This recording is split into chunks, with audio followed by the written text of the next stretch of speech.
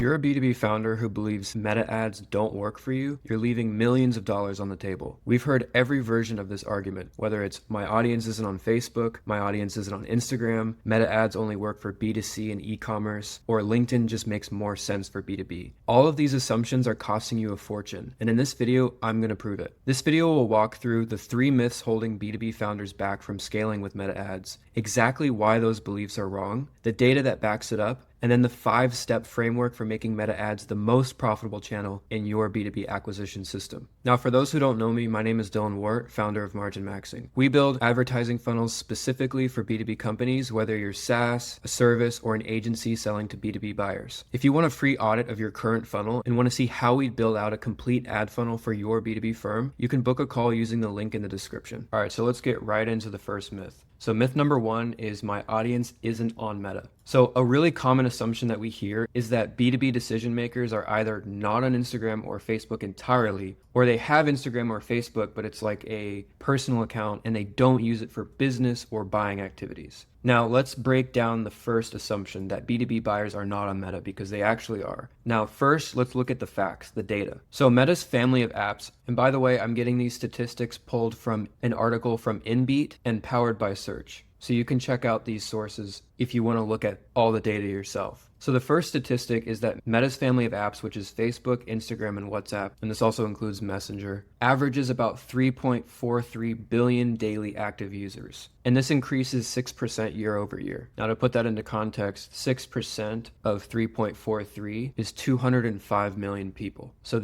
most of these statistics were taken from 2025. So in 2026, this number has already increased by 200 million people. Facebook alone has over 3 billion monthly active users, and it's the first platform to ever exceed 1 billion registered accounts. Instagram and WhatsApp each stand at 2 billion monthly users. And Facebook's largest US user group is aged 25 to 34, which is the sweet spot for B2B decision makers. And we already know that Gen Xers and Boomers are also the fastest growing demographic on Facebook. Over 80% of all Facebook users are older than 25. Facebook ads reach 56.8% of the total US population. US users spend approximately 30 minutes per day on Facebook, roughly 20 hours per month. Over 200 million businesses globally use Facebook to connect with customers. And this is the kicker, and I'm going to show you the actual proof of this, which is Meta itself. B2B decision makers spend 74% more time than normal people on Facebook. And finally, Facebook ranks as the #1 platform for driving traffic in B2B. So based on these statistics, your audience is there.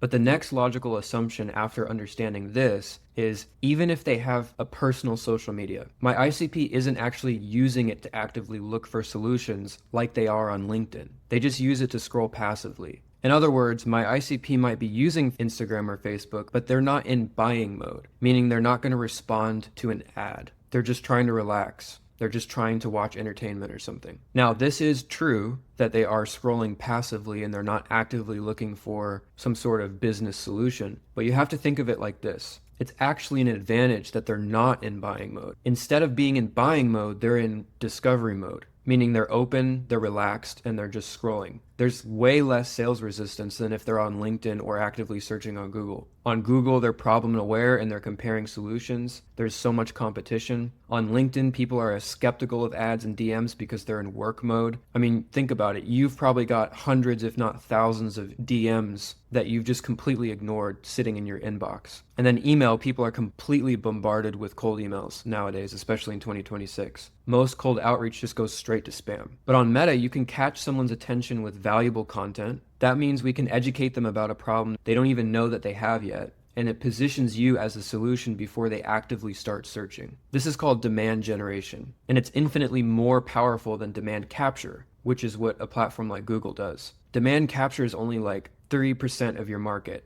because only 3% is actively searching and looking for your services right in this moment. The other 97 aren't actually searching yet. Meta allows you to get in front of that 97%. And this is why we focus on the accuracy of the messaging and the hooks of the ads, as well as the body copy, because when Meta uses the data that it gathers on every single user to reach them using the specific, accurate descriptions of their situations, your buyer, that we articulate, it helps reach the right buyer, but it also causes the buyer themselves to pay attention. Think about it. If you were dealing with something specific in your business that was frustrating you and you were actively looking for a solution, even if you were scrolling Instagram or Facebook, just consuming brain rot or some sort of entertainment, and then you scrolled and got a video that articulated your exact pain point, situation, or desired outcome accurately, wouldn't you pay attention? So being in buying mode is actually irrelevant as long as we're accurate with the messaging. And that's why we spend most of our time and effort finding angles that actually resonate with your ICP. It's also why we make 50 to 60 ads per month, each one targeting a specific person or situation. And it's also why we iterate and test every 72 hours, so that we can find more winning angles and iterate off of those. So now that you know this, it's more clear that your audience will respond to ads on Meta, and you kind of understand the mechanism behind that. But the next logical question would be, how exactly does Meta gather enough information to reach my ICP, especially if they don't have a presence on these social media platforms? Now, the answer to this question is Andromeda. This is a huge Meta update that occurred in Q3 of 2025.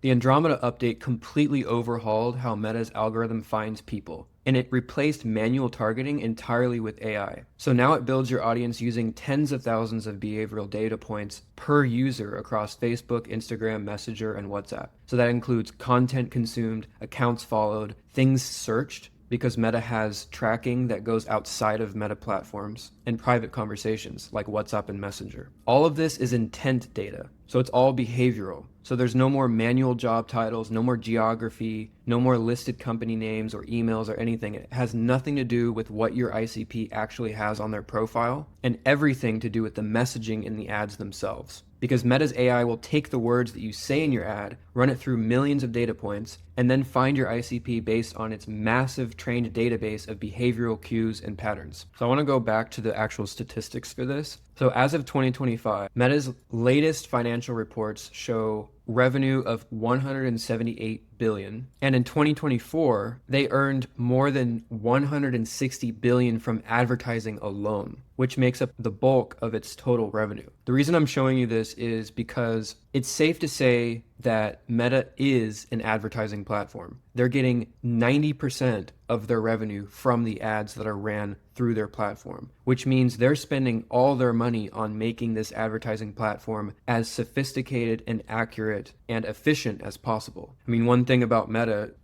regardless of your own opinions of morals behind this, but Meta is pretty well known for tracking, right? So they're infamous for their ability and readiness to track people. And on top of that, they get 90% of their revenue from advertising alone. So you put that together and you get the world's most efficient and effective AI advertising platform. So the way that we specifically reach B2B buyers is we basically just write ads that speak directly to them. So Andromeda matches the words in your ad to the behavioral profile of each user. So if your ad talks about a specific pain point that only a B2B buyer would have within your ICP, Meta's AI will find the people whose behavioral data suggests that they care about that exact same thing or have dealt with it, regardless of whether they've ever listed a job title, ever joined a business group, or even had a Facebook profile picture. This is why creative diversity is the single most important lever in B2B advertising on Meta right now. Under Andromeda, each unique ad that you run should target an individual quote-unquote avatar, which is basically one person within your ICP. So that's someone with a specific situation, a specific desire, outcome, a specific pain point. Basically, what you want to do is break your ICP into sub-avatars based on their different buying triggers that would cause them to need your service. And then you build individual ads around each one. So that's basically one clear idea per ad.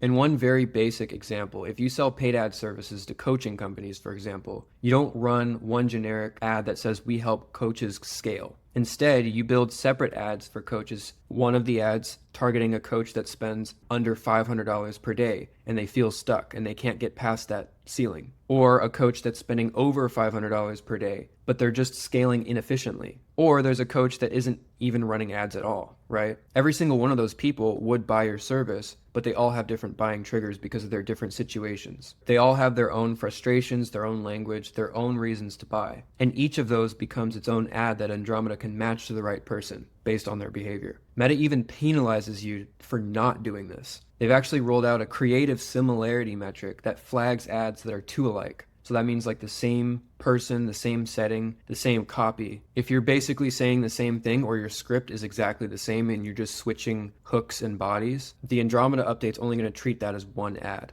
What Meta actually rewards is volume and variety. So that means 50 to 60 unique pieces of ad content per month, ideally, each with genuinely different messaging, visuals, and angles. The more diverse these creatives are, and the more that you feed the algorithm, the more B2B audience pockets it can unlock for you. An audience pocket is basically a group of people who share similar buying triggers. So when you do this, first of all, the algorithm finds the people whose behavior matches that scenario because you fed the right amount of data and the right quality data for the algorithm to work. And two, those people actually respond because it's actually relevant to what they're going through. So it's a win-win situation. Now, the second myth is Google and LinkedIn ads make more sense for B2B than Meta ads. Now, I'm not saying that LinkedIn ads and Google ads don't work, and I'm also not saying that you shouldn't use them. But let's just look at the cold, hard numbers. As you can see here, LinkedIn ads and Meta ads are very different in their costs. Cost per click for LinkedIn ads is typically $15 to $30 per click, whereas with Meta ads, it's $2 to $5. Cost per lead for LinkedIn ads is anywhere between $150 and $300. And for Meta ads, it's anywhere from $30 to $80. Creative flexibility and scalability is very limited in LinkedIn ads because of the fact that it doesn't have this AI algorithm platform that Meta has. It's still very manual. You have to be searching by job titles, geography, company size, all of that stuff. It's all manual, and it's very limited by audience size. And therefore, the creative flexibility is very low. But on the other hand, Meta ads, it's virtually unlimited, just kind of like how we went over. It's all about the messaging and the creative itself rather than actual targeting. And then the thing about Google ads is everything really varies. Google depends entirely on search volume and your specific niche, which is things that you don't control, and it might not even exist at the scale that you need. So basically, you're reaching the same decision makers, just in a different context at a fraction of the cost. So you can run 3 to 5 times more traffic on the same budget because LinkedIn ads typically cost 3 to 5 times more than Meta ads. So with Meta ads, you can just blast 3 to 5 times more people with the same spend, which means more testing, more data, faster optimization, and better results. And as we said, that's exactly what makes Meta even more effective. So now that we've covered that, we've established that we can actually reach your ICP on Meta. But the next logical concern would be, I'm not completely convinced or confident that Meta has enough information to reach our buyers because they're actually really sophisticated. They're probably not buying a lot of similar stuff. We're giving Meta any sort of information the way a B2C customer would or a low ticket buyer. Now, again, it's not necessarily buying behavior that Meta captures as much as interests and intent. So for example, even if someone hasn't actually bought your solution or a similar solution from Meta ads, they're probably engaging in content relevant to your industry, your solution, the outcomes that you provide, etc., etc. Or at least they follow people in your industry. The reality of the situation, Meta has 15 billion data points on intent signals across its 3.43 billion users. Its AI-driven algorithm is arguably the most sophisticated targeting engine ever built to this day, and it gets smarter every single day. And real quick, let's just talk about WhatsApp for a second. Everyone knows that WhatsApp conversations are end-to-end encrypted, but that's only outside of Meta, which means, as we went back to the moral questioning, this is what Meta does. All the data is used to feed into Meta's advertising brain. This means Meta's algorithm learns more about user behavior across all its platforms, making targeting exponentially more precise. This means you can target CFOs at companies with 50 to 200 employees in the manufacturing industry who've engaged in business growth content in the last 30 days. Just as an example, without any sort of manual targeting whatsoever. Each user has at least 80,000 data points specific to them that Meta's algorithm captures and utilizes when determining behavior and interest. And again, because Meta generated over 160 billion from advertising in 2024 alone, which compared to 2025's revenue is about 90%, it's financially incentivized to make advertising work better for you every single year. Also, this is why we're constantly testing new creative and iterating rather than just making one batch of ads and running them the entire engagement when we work with our clients. This is atypical. Most agencies just run one batch of ads, whether that's like 15, 20 ads, or even 10 ads per month. The reason that we don't do this and we actually run 50 to 60 ads per month and we're constantly iterating is because we understand that Meta thrives on data. We're basically trying to find winning angles as fast as possible so we can iterate on them and scale. So now that we've really driven home that Meta really can find your ICP, a next common concern would be myth 3, which is the assumption that Meta only delivers low quality leads. Now, this is very common for B2B companies and founders who have already tried Meta ads, usually before the Meta Andromeda update came out. So like if you haven't ran ads from Meta, like whether that's Facebook or Instagram, for at least a year, you've completely missed out on the Andromeda update, and everything that I'm telling you right now didn't even exist back then. Meaning the way that Facebook and Instagram used to work when you did run ads, if it was over a year ago, is completely outdated and obsolete. Now, if you have ran ads after the Andromeda update, I highly suspect and am going to assume that you did not know everything about the Andromeda update. Now, that's why the last part of this video is going to go over exactly how to use the Andromeda update to run ads yourself, so they actually work. Now, I just wanted to go over some B2B companies that have actually scaled with Meta ads, just so you can see some examples in real life.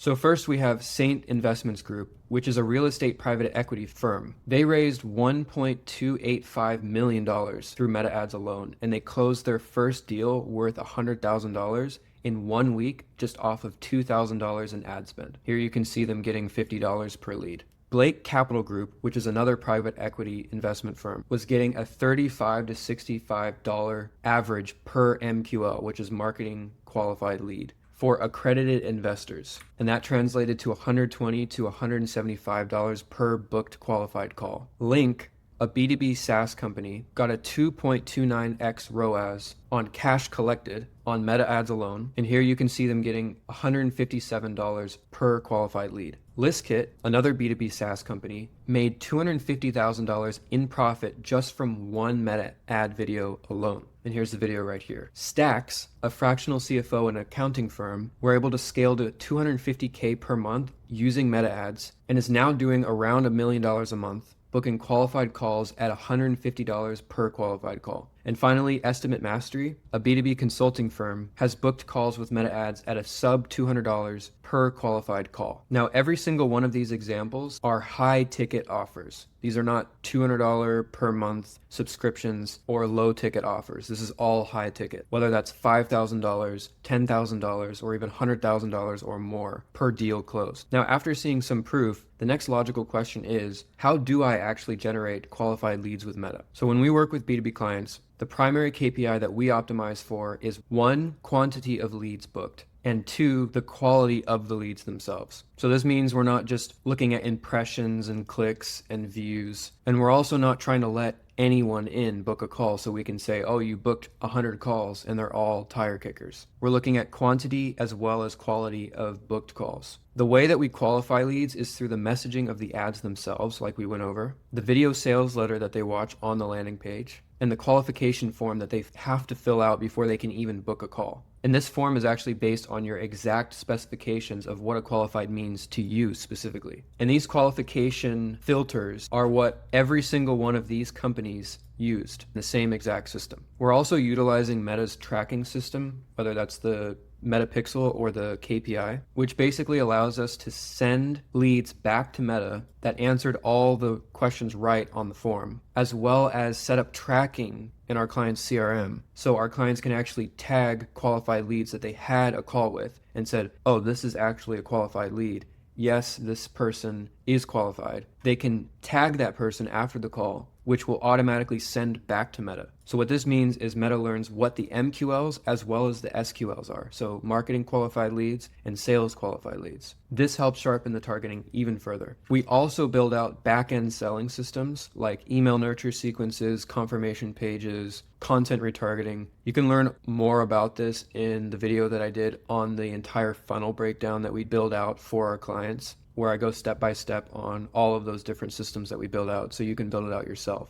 And we make all these systems on top of the front end, meaning on top of the VSL, on top of the qualification, on top of the ads. And these back-end selling systems boost show rates and close rates because you're speaking with high intent leads who have already gone through all that education. And that means that they're ready to talk next steps rather than just ask a bunch of first order questions. So now that we know that 1, B2B buyers are actually on Meta. 2, Meta is actually the best platform for advertising for B2B. And 3, Meta actually brings in really high quality leads that don't waste your time. Let's go over the 5-step framework for making Meta ads work for your B2B business. So the first step is to build a cold traffic offer. Now, this is a front-end attractive offer. This doesn't mean having to change everything about your service. It's just extracting or even altering the way that you describe your service that's attractive for cold audience. Now, your offer is the single most important element of your advertising funnel. If you skip this, nothing else will work because everything is downstream of the offer itself. So most B2B founders take the same offer that works on referrals and warm traffic, like whether that's their headline on their homepage or just something that they came up with themselves, the way that they pitch their service, and then they try to run that on paid ads, which does not work. Your warm traffic offer probably sounds something like, we help XYZ businesses grow, or we provide personal business strategy for X companies, or the AI infrastructure that helps your sales teams, or some very vague, abstract line like that, which is fine for your homepage where people actually know who you are. But this is not good for strangers. People coming from paid ads have no context, no trust, and no patience, which means that they need absolute clarity. A cold traffic optimized offer compresses everything that you do into one statement. And this statement is so specific, it makes the prospect feel like you're reading their mind. And the typical formula for this is a specific result plus a clear time frame plus your mechanism and sometimes a risk reversal. So let's compare these two offers. Offer 1 is a fractional CFO for your business. Versus offer 2, we will plug a seasoned fractional CFO and accounting team into your business for one flat monthly price so you can stop running your business on gut feelings. So if we were to break this down, you get a specific result, meaning you stop running on gut feelings and you just hand it off to someone, a seasoned team, right? The mechanism is plugging a seasoned fractional CFO and accounting team directly into your business. That's pretty straightforward. This specific headline doesn't have a time frame, but you could put a time frame in the subheadlining. Like for example, right under this, you could just put, we'll give you a 13-week cash flow forecast. That's the time frame. And then the risk reversal in this case is one flat monthly price. The first offer sounds like every other competitor, and the second one gives someone who doesn't know who you are an immediate reason to click, and it tells them instantly whether this is for them or not. So B2B buyers are capital rich, but time poor. What this means is they'll pay for speed and certainty, but they certainly will not pay for vague promises that sound like everyone else. So if you're running ads and saying the leads are poor quality, the first place to look is your offer, and clarity over brand every single time. Step 2 is fix your creatives. So we kind of went over this already, but basically you want to run direct response video ads with a sprinkle of static image ads. The reason that we focus on video ads is because it's so much easier to articulate everything in your offer up front in like 30 seconds. Like for example, the hook, the first 3 to 5 seconds or more, because if you're doing a full offer hook, for example, like a stalker hook, where it's explaining their entire situation up front, that works as well. The hook can be anywhere between 5 seconds and even 60 seconds. But ultimately, video ads are just so much better at articulating the offer and the solution that you provide, and it tends to get way higher intent leads coming in. Static ads tend to be cheaper, but sometimes they're not as educated when they show up to the call. But basically every ad follows the same core structure, which is hook, body, and CTA, or call to action. The body gives them a clear, logical reason to care. The CTA tells them the exact next step. And you have to remember one clear idea per ad. The average consumer can barely handle one message per ad, let alone 2 or 3. So this helps the specific person who's watching the ad, and it also helps Meta's algorithm find those people. Each ad should speak to a specific pain point, desire, or situation your prospect is dealing with right now and articulate it so precisely that they feel like you're in their mind listening to their thoughts. Now, the way that you do this is you want to take all your sales data, all your sales calls, everything, and you want to just use the exact language that your prospects are saying on those calls. And then every claim that you make needs to have proof. So that could either be case studies, it could be results like specific numbers, it could be logic, like if X, then Y because of Z, that establishes authority, or implied authority through the depth and specificity of your language, like when you're articulating their problem. Without proof, your claims are empty. With proof, they become believable, and believability is the bridge between interest and action. Step 3, optimize your funnel. So first of all, don't send people to your homepage. You need to build a dedicated landing page specifically for paid ads and cold traffic, and therefore be able to use that offer that we created earlier as the headline. But that's not all. You also need a conversion mechanism. Again, remember how B2B buyers are time poor and capital rich? If you're gatekeeping information behind the call, like price, for example, they're just going to go to a competitor who explains it better. The solution to this is a video sales letter on your landing page. For B2B, this is not some sleazy infomercial pitch. Instead, it's a structured 7 to 12 minute video or longer that introduces the problem, explains your solution and mechanism, it handles the most common objections, it reveals pricing, and it gives a clear reason to book. Basically, it compresses the entire decision-making process into one sitting. Also, this is really important. You want to make sure you put timestamps on the video that your prospects can skip around. They're not going to consume everything from start to finish. Instead, they're going to be skipping around. They're going to skip to the part that they actually care about. And if it resonates with them, they'll either watch the rest of the video or just book a call, or they'll leave the page if it doesn't resonate with them. Because the VSL helps qualify people, which means it helps filter out people and filter in the right people. And then you want to use an application to filter out tire kickers and attract serious buyers, meaning you want to have a form that people have to fill out before they book a call with you, and it has key questions that help qualify whether they're actually someone you want to talk to or not. The quality of your leads is determined by your funnel. Step 4, test creatives relentlessly. So again, what Meta rewards now is persona-based creative diversity. Each ad should be built around a specific sub-avatar of your ICP, meaning a different pain point, a different reason to buy, different situation with genuinely different visuals and messaging. So you want to be creative testing. So you want to be doing direct to camera ads. You want to be doing Miro board breakdowns like I'm doing now. You want to do green screen stuff. You want to do split screen ads. You want to do case study ads. You want to do content first ads, which I made a video about. You want to do static ads. You want to test everything. An example of the messaging would be, let's say you're a B2B SaaS and you're selling an AI platform that builds custom software for businesses. So that includes setup, front end, back end, API, everything done for you. The core outcome is the same for everyone, which is get your product built and shipped without the typical dev headaches. But the people who want that outcome are all in completely different situations. One person is a non-technical founder who spent $50K on a dev agency, got half broken product back, and is now out of budget to fix it. Another person is an ops lead whose engineering team won't prioritize internal tools over product features, so the whole department runs on spreadsheets and Slack workarounds. So it's a complete mess. Another person is a technical co-founder spending 80% of their time maintaining legacy code instead of building new features, watching competitors ship weekly while they're stuck patching bugs. And the fourth person is a funded CEO with 4 months of runway left who needs a working product just right now, someone to do it for them before their next investor meeting.